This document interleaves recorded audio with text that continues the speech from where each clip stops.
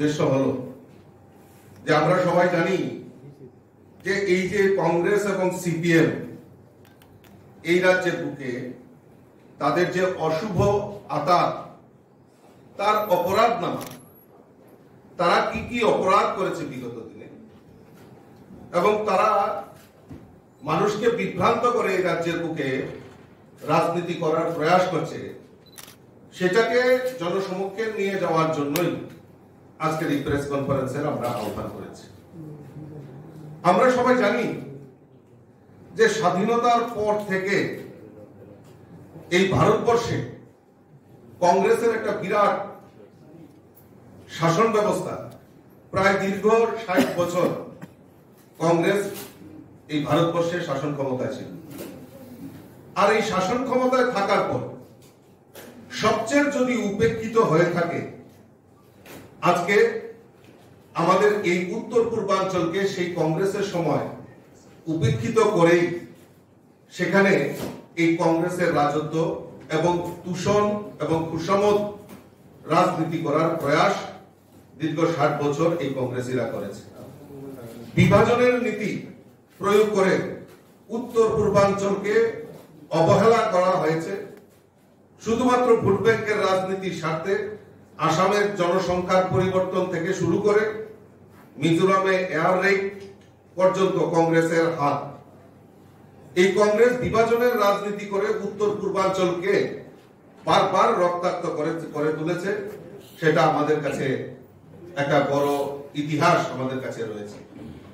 শুধু তাই নয়, বিভিন্ন সময় এই কংগ্রেস উত্তর পূর্বাঞ্চলকে তাদের দুর্নীতির আখড়া হিসাবে আমরা এই উত্তর পূর্বাঞ্চলের মানুষ সেটা জানি। অরুণাচলের হাইড্রো পাওয়ার কেলেঙ্কারি, আসামের এপিএসসি কেলেঙ্কারি,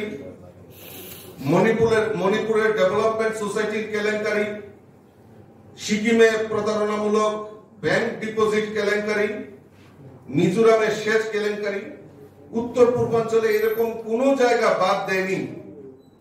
তারা এইভাবে উত্তর পূর্বাঞ্চলকে উপেক্ষিত করে কংগ্রেস দীর্ঘদিন দেশের বাইরে বিভাজনের রাজনীতি করেছেন। তা আমরা ভারতীয় জনতা পার্টি তার বিরোধিতা করছি। কংগ্রেস কয়েক দশক ধরে ভারতের ঐতিহ্য, সংস্কৃতি, ধর্ম এবং মূল্যবোধ, খ্যাতি ও গৌরবকে নির্লজ্জভাবে বিসর্জন দিয়ে চীনের রাজনৈতিক ক্ষমতাকে শক্তিশালী করে তোলার ঘৃণ্য পরিকল্পনা বাস্তবায়ন করে চলছে। বিগত 60 বছরে কংগ্রেস উত্তরাধিকার সূত্রে আসা অত্যাচারের কথা আজও মানুষ, উত্তর পূর্বাঞ্চলের মানুষ ভুলতে পারে না। আসামে একাধিক বোমা হামলা থেকে শুরু করে মণিপুরে একাধিক ভুয়ো এনকাউন্টার, ত্রিপুরাতে উজান ময়দানের মতো কুখ্যাত ঘটনা এবং বারবার এই উত্তর পূর্বাঞ্চলের মধ্যে ত্রিপুরা রাজ্যের বৈরী সন্ত্রাসকে প্রাধান্য দিয়ে কংগ্রেস সেই সময় রাজনীতি করেছে। আর একটাই তাদের উদ্দেশ্য, সেটা হলো বিভাজনের রাজনীতি। সেই বিভাজনের রাজনীতি করে উত্তর পূর্বাঞ্চলকে ভারতবর্ষের মূল ভূখণ্ড থেকে পিছিয়ে রাখা হয়েছে।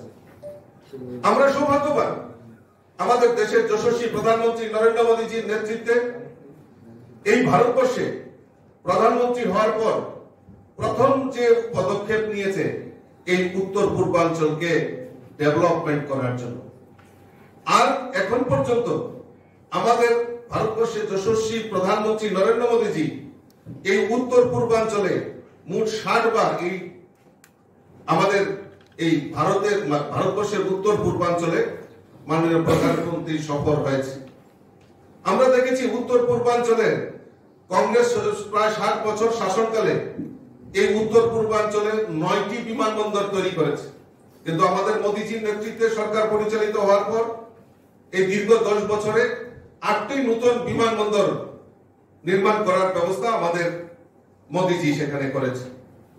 এবং শুধু উত্তর পূর্বাঞ্চলের মধ্যে এই পার্বত্য রাজ্য ত্রিপুরা, এই ত্রিপুরাকেও ডেভেলপ করার জন্য চাহে যোগাযোগ ব্যবস্থাই হোক এবং বিভিন্ন ইন্ডাস্ট্রির ক্ষেত্রেই হোক এবং সমস্ত উত্তর পূর্বাঞ্চলকে একটা করিডোরের মাধ্যমে অষ্টলক্ষ্মী যেটাকে বলা হয়, এই অষ্টলক্ষ্মীর মাধ্যমে ডেভেলপ করার যে প্রয়াস আমাদের ভারতবর্ষের প্রধানমন্ত্রী সেটা করেছে।